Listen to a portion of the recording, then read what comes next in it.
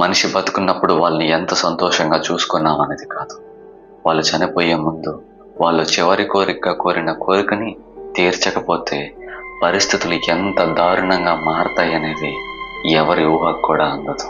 ఈ horror story రాజస్థాన్లోని జోధ్పూర్లో జరిగింది. 2012 జోధ్పూర్కి దగ్గరలో ఉండే ఒక విలేజ్లో ఒక ముసలావిడ, ఆవిడ పేరు అమీనా, వయసు 65 సంవత్సరాలు. తన పొలంలోని ఒక చెట్టు కింద నించొని అదే పొలంలో పాతిపెట్టి ఉన్న ఒక సమాధిని దీర్ఘంగా చూస్తూ ఉంది. ఆ సమాధి 15 రోజుల క్రితం చనిపోయిన తన భర్త అయిన కాళేశాది. ఆమె ఎంతగానో బాధపడుతుంది. ఎందుకంటే గత 47 సంవత్సరాలుగా వాళ్ళ భర్త అయిన కాళేశతో కలిసి ఆమె అదే గ్రామంలో నివసిస్తూ ఉండేది. ఒక 15 సంవత్సరాల పాటు వాళ్ళిద్దరే ఉన్నారు. వాళ్ళ కొడుకైన రెహమాన్ కూడా ఉద్యోగం కోసం టౌన్కి వెళ్ళిపోయాడు భార్య పిల్లల్ని తీసుకొని. ఇన్నాళ్ళు తనకి తోడు నీడగా ఉన్న తన భర్త ఇక లేడని, తిరిగి రాడనే ఆలోచనే అమీనాని తొలిచేస్తుంది. అప్పుడే అమీనా దగ్గరికి తన కొడుకైన రెహమాన్ వస్తాడు. అమ్మా, ఇంకెన్ని రోజులు ఆ సమాధిని చూస్తే ఇట్లా బాధపడుతుంటావు? నేను ఇలా చూస్తుంటే మాకు చాలా బాధగా ఉంది, మాతో పాటు టౌన్కి వచ్చేయమ్మా అని అడుగుతాడు. అమీనా నోట్లోంచి మాత్రం ఒక్క మాట కూడా రాలేదు. తను అలానే ఆ సమాధిని చూస్తూ నించొని ఉంది. అప్పుడే అక్కడికి రెహమాన్ భార్య అయిన తస్లీం కూడా వస్తుంది. తస్లీం అమీనాతో, మీ కొడుకు చెప్పింది కూడా నిజమే కదా అత్తయ్య, మావయ్య చనిపోయిన తర్వాత మీరు ఒక్కడే ఇక్కడుండి ఏం చేస్తారు, మాతో పాటు టౌన్కి వచ్చేసేయండి అని అడుగుతుంది. అప్పుడే అమీనా రెహమాన్ వైపు తిరిగి, సరే నువ్వు రమ్మంటున్నావుగా, నేను వస్తాను, కానీ నేను రావాలంటే నువ్వు నాకు ఓ మాట ఇవ్వాలి, ఇస్తావా అని అడుగుతుంది. రెహమాన్ మాట ఇస్తాడు. 2016 జైసల్మీర్ అనే ఒక ప్రాంతంలో ఉంటున్న రెహమాన్ హడావిడిగా రెడీ అవుతూ ఉన్నాడు. తను ఒక ప్రైవేట్ స్కూల్ టీచర్. తన కూతురైన జాస్మిన్ రూమ్ దగ్గరికి వెళ్ళి, ఏంటి జాస్మిన్ ఇంకా రెడీ అవ్వలేదా, త్వరగా రెడీ అవ్వు, నేను వదిలిపెట్టి అప్పుడు నేను స్కూల్కి వెళ్ళాలి అని చెప్తాడు. అలానే వాళ్ళ భార్య అయిన తస్లీం దగ్గరికి వెళ్ళి, ఇంకా నువ్వు క్యారేజ్ కట్టలేదా, ఎప్పుడు కడతావు అని అరుస్తూ ఉన్నాడు. అప్పుడే రెహమాన్ భార్య అయిన తస్లీం తల వంచుకొని, ఏమండి, మీ అమ్మగారు 2 రోజుల నుంచి రూమ్ నుంచి బయటికి రాలేదు, మీ నాన్నగారి ఫోటో చూస్తూ అలానే కూర్చొని ఉంది, నాకేదో భయంగా ఉందండి, ఒకసారి పోయి మాట్లాడండి అని చెప్తుంది. దానికి రెహమాన్ ఎంతో కోపంగా, ఏం మాట్లాడాలి, ఆమె దగ్గరికి వెళ్ళి నేను మాట్లాడితే ఆమె ఏం అడుగుతుందో నీకు తెలుసు కదా, నువ్వు ఫస్ట్ క్యారేజ్ కట్టు, నాకు టైం అయిపోతుంది అని చెప్తాడు. రెహమాన్ తన కూతురైన జాస్మిన్ని తన చదువుతున్న గవర్నమెంట్ స్కూల్ దగ్గర వదిలిపెట్టి తను పనిచేసి ప్రైవేట్ స్కూల్ దగ్గరికి వెళ్తాడు.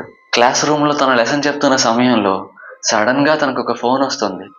ఫోన్ చెవిలో పెట్టుకొని క్లాస్ రూమ్ బయటకు వచ్చాడు రెహమాన్. ఆ ఫోన్ చేసింది తన భార్య అయిన తస్లీం. ఏమండి, మీ అమ్మగారు ఉన్నట్టుండి కుర్చీలోంచి కింద పడి చనిపోయారండి, మీరు త్వరగా రండి, త్వరగా రండి అని చెప్తుంది. ఆ మాట విన్న రెహమాన్ అక్కడి నుంచి పరుగులు తీశాడు ఇంటికి. ఇంటికి చేరుకునేసరికి తన అమ్మాయిన అమీనాని నేల మీద పడుకొని పెట్టి ఉన్నారు. అసలు ఎలా జరిగింది అని కనుక్కోవడానికి తస్లీం దగ్గరికి వెళ్ళాడు. తస్లీం బీరువాలోని బట్టలన్నిటినీ ఒక బ్యాగ్లో సర్దుతూ ఉంది కంగారుగా. అదంతా చూసి ఏమీ అర్థం కాని రెహమాన్, ఏంటి తస్లీం, బట్టలన్నీ ఎందుకు సర్దుతున్నావు అని అడుగుతాడు. తస్లీం మొహంలో ఎక్స్ప్రెషన్స్ మారిపోయాయి. తను కన్ఫ్యూజ్ అయిపోయింది. అప్పుడే రెహమాన్ చెవిలో ఫోన్ పెట్టుకొని తన బంధువులకి, ఫ్రెండ్స్కి, అందరికీ తన తల్లి చనిపోయిందనే విషయాన్ని చెప్తూ ఉన్నాడు. రెహమాన్ అక్కడే పక్కనున్న శ్మశానానికి చెందిన కొంతమంది వ్యక్తులకు ఫోన్ చేసి వాళ్ళ అమ్మను పూడ్చిపెట్టడానికి ఓ స్థలాన్ని చూపిమని అడిగాడు. అమీనా అంత్యక్రియలని వాళ్ళ ఆచారం ప్రకారమే ఎంతో పవిత్రంగా, జాగ్రత్తగా వాళ్ళు చేశారు. అదే శ్మశానంలో ఆమెని పూడ్చిపెట్టారు. ఓ వారం రోజుల తర్వాత జాస్మిన్ తన బెడ్ మీద పడుకొని చెవిలో ఇయర్ ఫోన్స్ పెట్టుకొని పాటలు వింటూ ఉంది. సడన్ గా ఆ ఇయర్ ఫోన్స్ నుంచి పాటలు రావడం ఆగిపోయాయి. ఇది పనిచేయట్లేదా ఏంటి అనుకొని వాటిని బయటికి తీసి చెక్ చేస్తూ ఉంది. జాస్మిన్ మళ్ళీ ఆ ఇయర్ ఫోన్స్ ని తన చెవిలో పెట్టుకుంది. కానీ ఈసారి వచ్చింది పాటలు కాదు, అది ఏదో ఒక భయంకరమైన శబ్దం. ఎంతో ఘోరమైన గొంతుతో ఆగకుండా తనకి వినిపిస్తూనే ఉంది. జాస్మిన్ ఎంతో భయంతో ఆ ఇయర్ ఫోన్స్ ని తీసేసి గోడకేసి కొట్టింది. సడన్ గా తన రూమ్ మొత్తం చల్లగా అయిపోయింది.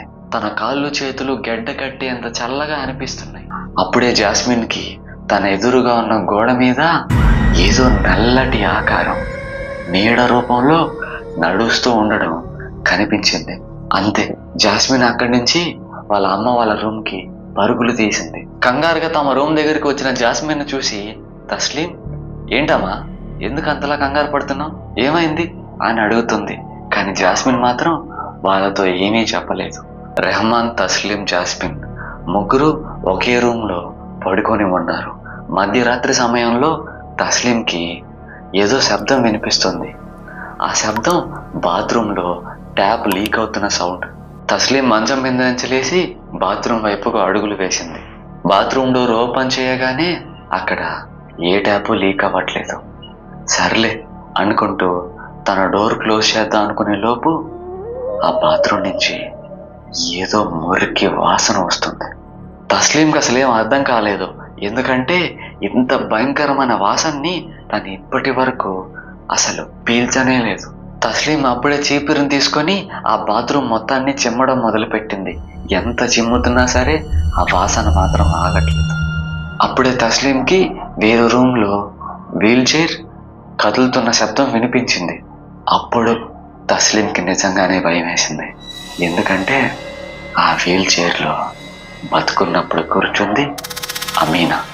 తస్లీం కాళ్ళు చేతులు వణుకుతున్నాయి, కానీ ఆ రూమ్లో ఏం జరుగుతుందో చూడాలని తన అడుగులో అడుగు వేసుకుంటూ అమీనా రూమ్ దగ్గరికి వెళ్ళింది. తస్లీం డోర్ ఓపెన్ చేసింది. రూమ్లో అంతా నార్మల్గానే ఉంది. ఎక్కడ పెట్టిన వస్తువులు అక్కడే ఉన్నాయి. వీల్ చైర్ మధ్యలోనే ఉంది. సర్లే, ఇదంతా నా భ్రమ ఉంటుందిలే అనుకుని తస్లీం వెనక్కి తిరిగి డోర్ వేస్తున్న సమయంలో మళ్ళీ వీల్ చైర్ దానంతటదే కదిలిన శబ్దం వినిపిస్తుంది. తస్లీం మెల్లగా వెనక్కి తిరిగి ఆ డోర్ సందులోంచి లోపల ఏం జరుగుతుందో చూడటానికి ప్రయత్నించింది. అమీనా కూర్చునే ఆ వీల్ చైర్ దానంతటదే కదులుతుంది. ఆ భయానకమైన దృశ్యాన్ని చూసిన తస్లీం గట్టిగా ఒక అరుపు అరుస్తుంది.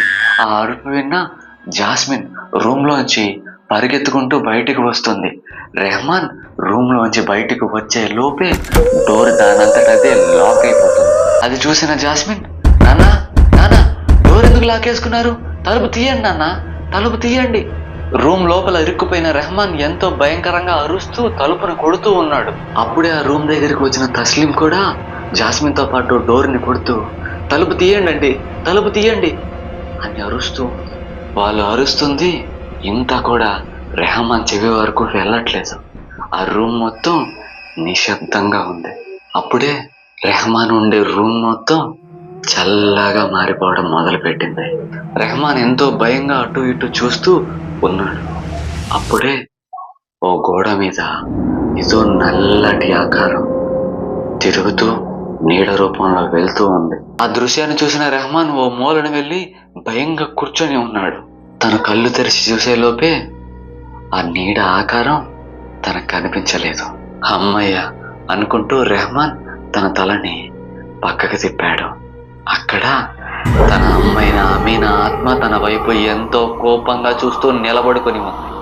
రెహమాన్ ఎంతో ఘోరంగా అరవడం మొదలుపెట్టాడు. అమీనా ఆత్మ తన దగ్గరికి అడుగు వేసుకుంటూ వస్తూ ఉంది. రెహమాన్ ఎంతో భయంగా తన కళ్ళు మూసుకొని అరుస్తూ ఉన్నాడు. అప్పుడే తస్లీం వాళ్ళ ఇంటి పక్కన వాళ్ళని ఇంటికి తీసుకొచ్చి ఆ తలుపులను బద్దలు కొట్టించింది.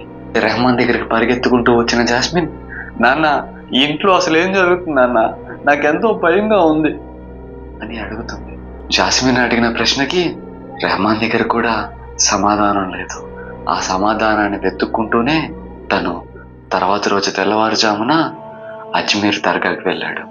అక్కడే ఉన్న ఒక పవర్ఫుల్ సూఫీని కలిశాడు.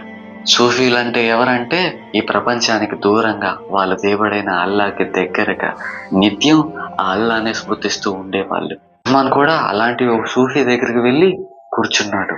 ఆ సూఫీ రెహమాన్ కళ్ళల్లోకి చూస్తూ, రెహమాన్, రాత్రి మీ ఇంట్లో జరిగింది ఎంతో విషాదకరమైన సంఘటన అని చెప్తాడు. దానికి రెహమాన్ ఎంతో భయపడిపోతూ, అసలు మా ఇంట్లో ఏం జరుగుతుంది, నాకు అసలు ఏం అర్థం కావట్లేదు అని అడుగుతాడు. దానికి ఆ సూఫీ రెహమాన్ కళ్ళల్లోకి చూస్తూ, మీ అమ్మగారి చివరి కోరికని, నువ్వు మీ అమ్మగారికి ఇచ్చిన మాటని నువ్వు నెరవేర్చావా అని అడుగుతాడు.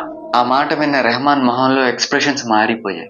2012 రెహమాన్ వాళ్ళ అమ్మాయిన అమీనాని, మాతో పాటు టౌన్కి వచ్చేసే అమ్మా, ఇక్కడ నీకెవరున్నారు, మేము అక్కడ నిన్ను బాగా చూసుకుంటాం అని చెప్తూ టౌన్కి రమ్మని పిలుస్తూ ఉన్నాడు. తనతో పాటే వాళ్ళ భార్య అయిన తస్లీం కూడా వాళ్ళ అత్తమ్మని రమ్మని పిలుస్తూ ఉంది. అప్పుడే రెహమాన్ వైపు తిరిగిన అమీనా, సరే నేను నీతో టౌన్కి వస్తాను, కానీ నువ్వు నాకు ఓ మాటిస్తావా అని అడుగుతుంది. దానికి రెహమాన్, అడుగమ్మా అని చెప్తాడు. అసలు ఆ రోజు అమీనా వాళ్ళ కొడుకైన రెహమాన్ని ఇవ్వమన్న మాట ఏంటంటే, నేను చనిపోయిన తర్వాత నా శవాన్ని ఇదే పొలంలో మీ నాన్నగారి సమాధి పక్కనే పూడ్చిపెట్టండి. నేను చనిపోయిన తర్వాత కూడా ఆయనతో కలిసి ఉండాలి అనుకుంటున్నాను. నేను చనిపోయిన తర్వాత నన్ను ఆయన పక్కనే పూడ్చిపెడతానని నాకు మాటివ్వ రెహమాన్ అని అడుగుతుంది. కానీ రెహమాన్ అప్పుడు తప్పించుకోలేక అమీనాకి ఒట్టు వేస్తాడు. రెహమాన్ ఆ సోఫీ ముందు ఎంతో ఘోరంగా ఏడవడం మొదలు పెడతాడు. నాకేం చేయాలో అర్థం కాలేదు. మా అమ్మగారు అలా అడిగినప్పుడు నా నోట్లోంచి ఒక్క మాట కూడా రాలేదు. ఆ ఊరంటే నాకు అసహ్యం, ఎందుకంటే మా ఆస్తులన్నింటినీ లాక్కొని మమ్మల్ని అనాథలుగా మార్చేసిన ఊరది. దానికి సోఫీ రెహమాన్తో, నీ కారణాలు నీకున్నాయి, కానీ మీ అమ్మగారు తన చివరి కోరిక తీరక ఆత్మగా మారి ఇంకా ఈ భూమి మీదే ఘోషిస్తున్నారు. ఆమె ఆత్మనే మీరు మీ ఇంట్లో చూసింది. దానికి రెహమాన్, నేను ఇప్పుడు ఏం చేయను, మా అమ్మగారి ఆత్మని ఇక్కడే ఓ శ్మశానంలో పూడ్చిపెట్టేశాను, నాకేం అర్థం కావట్లేదు అని చెప్తాడు. ఆ సోఫీ, మీ అమ్మగారి ఫోటో ఏదైనా ఉంటే దాన్ని నా దగ్గరకు తీసుకురమ్మని చెప్తాడు. రెహమాన్ అదే రోజు సాయంత్రం ఆ ఫోటోను తీసుకొని సోఫీ దగ్గరకు వచ్చాడు. ఆ సోఫీ ఆ ఫోటోలోకి ఆ మీనా ఆత్మని రప్పించి బంధించడానికి ప్రయత్నించాడు. ఆ మీనా ఆత్మ ఆ ఫోటోలోకి వచ్చేసిన తర్వాత ఆ ఫోటోని రెహమాన్ చేతికి ఇచ్చి, ఈ ఫోటోని మీ అమ్మగారు కోరుకున్నట్టే మీ ఊర్లో ఉన్న మీ పొలంలో మీ నాన్నగారి సమాధి పక్కనే పూడ్చిపెట్టండి అని చెప్తాడు. అదే రోజు సాయంత్రం రెహమాన్ ఆ ఫోటోను తన కారులో పెట్టుకుని జైసల్మేర్ నుంచి జోధ్పూర్కి ప్రయాణం మొదలు పెట్టాడు. చుట్టూ చీకటి, ఎడారి ఇసుక, గట్టిగా తోలే గాలి, ఆ గాలి వల్ల ఎగిరే ఇసుక ఆ కారు మీద పడడం, ఎంతో భయంకరంగా ఆ వాతావరణం, ఆ ప్రదేశం ఉన్నాయి. రెహమాన్ జోధ్పూర్లో ఉన్న తన పొలానికి చేరుకున్నాడు. ఆ ఫోటోని తీసుకొని కారులోంచి కిందకి దిగాడు. గాలి భయంకరంగా తోలుతూ ఉంది. తన అడుగులో అడుగు వేసుకుంటూ వాళ్ళ నాన్నగారి సమాధి దగ్గరికి వెళ్ళి తన నాన్నగారి సమాధి పక్కనే ఒక గుంత తవ్వడం మొదలు పెట్టాడు రెహమాన్ ఆ తవ్విన గుంతలో ఆ సూఫీ ఇచ్చిన వాళ్ళ అమ్మగారి ఫోటోని పెట్టి దాన్ని పూడ్చడం మొదలు పెట్టాడు. గాలి బలంగా వీస్తుండడం వల్ల రెహమాన్ కళ్ళలో ఇసుకపడి తన కళ్ళు మంటలు పడుతున్నాయి. అయినా సరే తను పట్టు వదలకుండా ఆ ఫోటోని బూట్ చేశాడు. ఒక్కసారిగా బలంగా వీస్తున్న గాలి ఆగిపోయింది. ఆ ప్రదేశం మొత్తం నిశ్శబ్దం అయిపోయింది. రెహమాన్ వెనుతిరిగి తన కారు దగ్గరికి వెళ్ళాడు. ఆ కారులో తను మళ్ళీ జోధ్పూర్ నుంచి జైసల్మేర్కి ప్రయాణం సాగించాడు.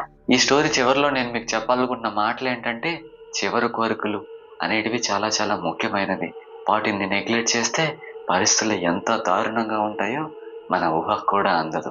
మీరు గమనిస్తే మనిషి చనిపోయిన తర్వాత వాళ్ళ సమాధుల దగ్గర వాళ్ళకి ఇష్టమైన వస్తువుల్ని, తిండి పదార్థాలని పెడుతూ ఉంటారు, వాళ్ళ ఆత్మకి శాంతి దొరుకుతుందని.